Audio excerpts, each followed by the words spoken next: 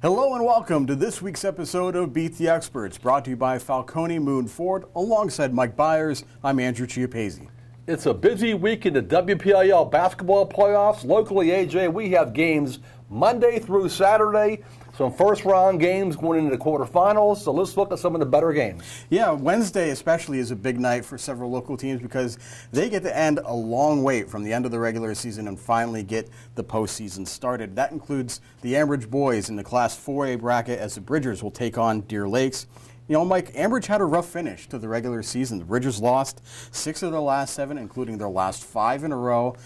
But if there's a silver lining in that, they played those games very close, especially their last handful of section games. 2-point loss to Blackhawk, 3-point loss to Newcastle, 2 points to Central Valley at the buzzer, and of course a 6-point loss to Quaker Valley. So I think they're still the favorite against Deer Lakes. As long as they get some balanced scoring and play some decent defense, I think they'll get a much-needed win and move on to the quarterfinals. AJ, I agree. Ambridge has had some tough losses here recently.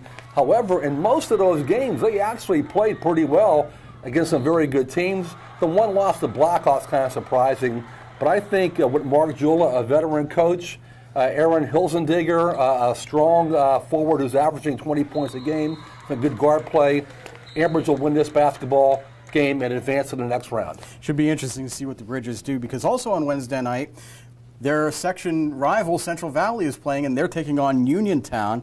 The Warriors, the opposite of Ambridge, they surged to a strong finish in section play and won 7 of their last 10 games. So a strong finish from a veteran group under Brandon Ambrose. And, you know, they're the number 5 seed in this bracket. And I think Brandon Ambrose has to be pretty comfortable with where his team is right now. This is a team with 5 seniors in the rotation. Tyler Walker, their point guard, and Josh Klein, their center, leading the way. They've got inside-outside balance. I think not only can they win against Uniontown, but I think they have a good chance to really make some noise in this bracket. Yeah, you know what, AJ? Uniontown has two guards, Cam Fitzgerald, who's scoring 18 points a game. Billy Shields averaging almost 16. But I think Central Valley's defense is going to really strap those guys down here. I agree with you. Central Valley's on a roll right now.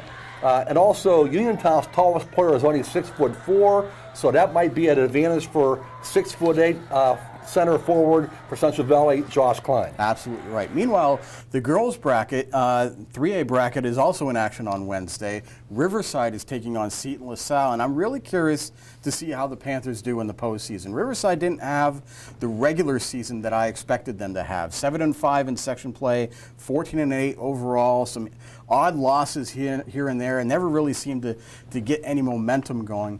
But they do have Sydney Wolf and Marley Wolf, an outstanding scoring tandem. Lauren Betancourt has stepped up occasionally, and I'd like to see a 4th player step up if Riverside is going to make a run. I like the matchup against Seton LaSalle. I think that's a game Riverside should win, but they might need someone else to score besides those 3 to try and really make a run here in the playoffs. AJ, I like Riverside in this game.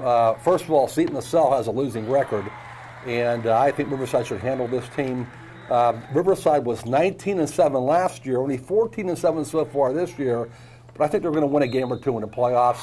The Wolf girls are averaging almost 30 points a game between them, almost 60% of their points they score, so this will be a W for Riverside. And finally on Wednesday, the Southside girls take on Laurel in the 8-9 matchup in that Class 3A bracket, and the Rams have been a great story. You know, so young last year, just freshmen and sophomores. They make the playoffs, get a taste of the postseason experience, and now they're back. They've improved from last year. They still don't have a senior on the roster, so the future is really bright for Southside, and it's been a long, long time since Southside won a playoff game.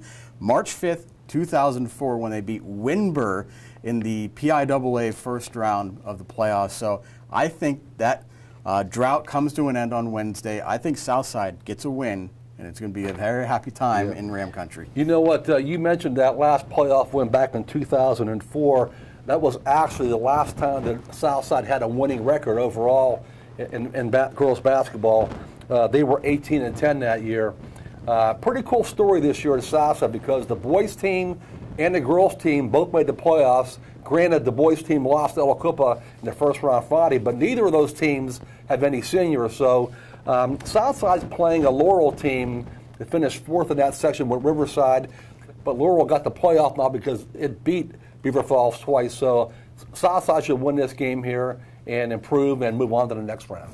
It should be fun because we have a very busy week full of playoff basketball action. That does it for this week's episode of Beat the Experts. You can keep track of all of the playoff games on timesonline.com. And also join us at timesonline.com on Wednesday at noon and Thursday at noon for the latest editions of Game On. So for Mike Bires, I'm Andrew Chiappazzi. That does it for now. We'll see you soon.